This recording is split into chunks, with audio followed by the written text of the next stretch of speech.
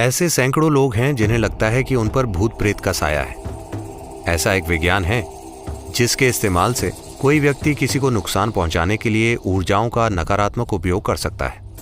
एक कोबरा का भी ऐसे जीव पर एक तरह का प्रभाव होता है, क्योंकि वो अपनी सांस को लंबे समय तक रोक कर रखता है। शरीर को हल्के में मत लीजिए, ये कोई छोटी कैद नहीं है। पर जब व्यक्ति को अनुभूति होती है कि वो भीतर कैसे आया था, अब उसे पता होता है कि बाहर कैसे जाना है।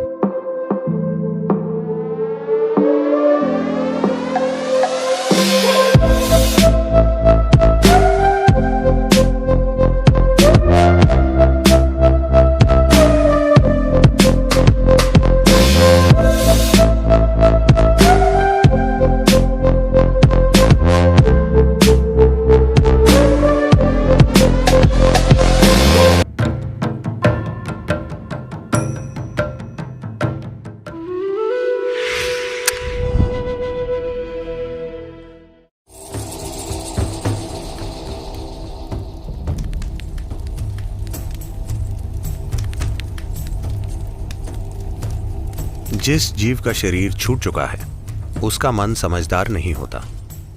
वो अपनी आदतों के हिसाब से चलता है। उसका कर्मों वाला हिस्सा जो अभी विलीन नहीं हुआ है, वो एक तरह की आदत बनाएगा जो उस जीव को वैसी ही दिशा में ले जाएगी। वैसी दिशा का मतलब है जहां भी ऐसा जीवन हो जो बहुत कम सांस लेता हो। उदाहरण के लिए इमली का पेड़। अगर आप दूसरे पेड़ों को देखते हैं तो आप पाएंगे कि कई पक्षी रात में आराम करने के लिए वहां बैठे होंगे, पर कोई भी पक्षी इमली के पेड़ पर नहीं बैठेगा, क्योंकि इमली के पेड़ के चारों ओर ऑक्सीजन का स्तर बहुत कम होता है। वो जीव एक योगी की दिशा में भी बढ़ सकता है जिसकी अपनी सांसों पर एक तरह की महारत है, क्योंकि वो दूसरों जितनी सांसें नहीं ले रहा। एक कोबरा का भी इस जीव पर एक तरह का प्रभाव होता है, क्योंकि वो अपनी सांस को लंबे समय तक रोक कर रखता है।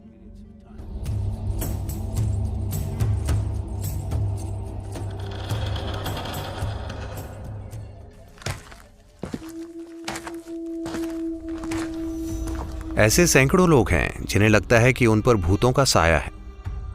ऐसा एक विज्ञान है, कोई व्यक्ति किसी दूसरे को नुकसान पहुंचाने के लिए ऊर्जाओं का नकारात्मक रूप से इस्तेमाल कर सकता है। आजकल ये काफी कम हो गया है, बहुत ही कम। पर अगर आप देश के कुछ खास इलाकों में रहते हैं तो वहां ये काफी होता है। अगर आप ऐसे प्रभाव में आए हैं तो आप आकर ध्यान लिंग के दायरे में बैठिए।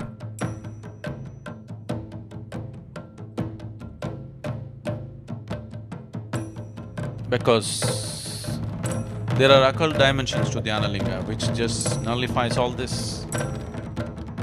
क्योंकि ध्यानलिंग में तंत्र विद्या से संबंधित आयाम हैं जो इन चीजों का असर खत्म कर देते हैं। पूर्णिमा या अमावस्या पर जब आप चीजों को अच्छे से ग्रहण कर पाते हैं, तब बस एक दिन वहां जाकर बैठिए, ऐसी चीजों का असर खत्म हो जाएगा।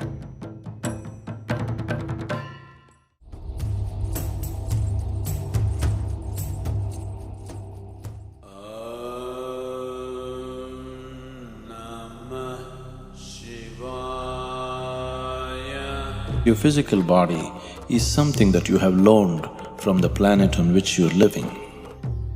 आपने अपना शरीर इस धरती से उधार लिया है। समय आने पर धरती उसे वापस ले लेंगी, लेकिन आपके दूसरे आयाम, खास तौर से आपका कर्मों वाला हिस्सा, वैसा ही बना रहता है। अगर वो जागरूकता के एक निश्चित स्तर पर हो तो शरीर छोड़ चुका जीव एक तरह से सुख में होगा। It is this that is being referred to as heaven. इसी को स्वर्ग कहा जाता है, क्योंकि उन्होंने अपने भौतिक शरीर को जागरूकता की अवस्था में छोड़ा है, तो वे एक समय तक उस मधुरता का आनंद लेते हैं, एक छुट्टी की तरह, इससे पहले कि वे दूसरा भौतिक शरीर धारण करें। इसी तरह अगर लोग डर, बेचैनी, क्रोध की अवस्थाओं में अज्ञानता की अवस्थाओं में शरीर छोड़ते हैं तो कार्मिक शरीर खुद ही एक तरह की अप्रियता धारण कर लेता है। इसी परेशानी की स्थिति को हम नर्क कहते हैं।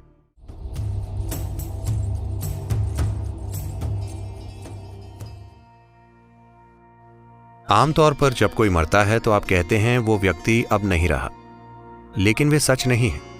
अब वो वैसा नहीं है जैसा आप उसका अनुभव करते थे, पर अभी भी कई दूसरे तरीकों से वो मौजूद है। शरीर को हल्के में मत लीजिए, ये कोई छोटी कैद नहीं है। जब तक आप इसे तोड़ नहीं देते आप इसे छोड़ नहीं सकते, है ना? पर जब व्यक्ति जान जाता है कि वो अंदर कैसे आया था, तो अब वो बाहर निकलना जान जाता है। अगर कोई व्यक्ति सचेतन रूप से शरीर को कोई भी नुकसान पहुंचाए बिना उसे छोड़ता है, जैसे आप अपने कपड़े उतारते हैं, अगर आप अपने शरीर को पूरी चेतना में छोड़ते हैं, तब हम कहते हैं कि ये महासमाधि है। जब कोई व्यक्ति इस तरह जाता है तो यही अंत है। अब वो सच में नहीं रहा। जिसे आप मैं कहते थे वो विलीन हो गया और सृष्टि का हिस्सा बन गया। शून्य से शून्य तक की यात्रा पूरी हो गई।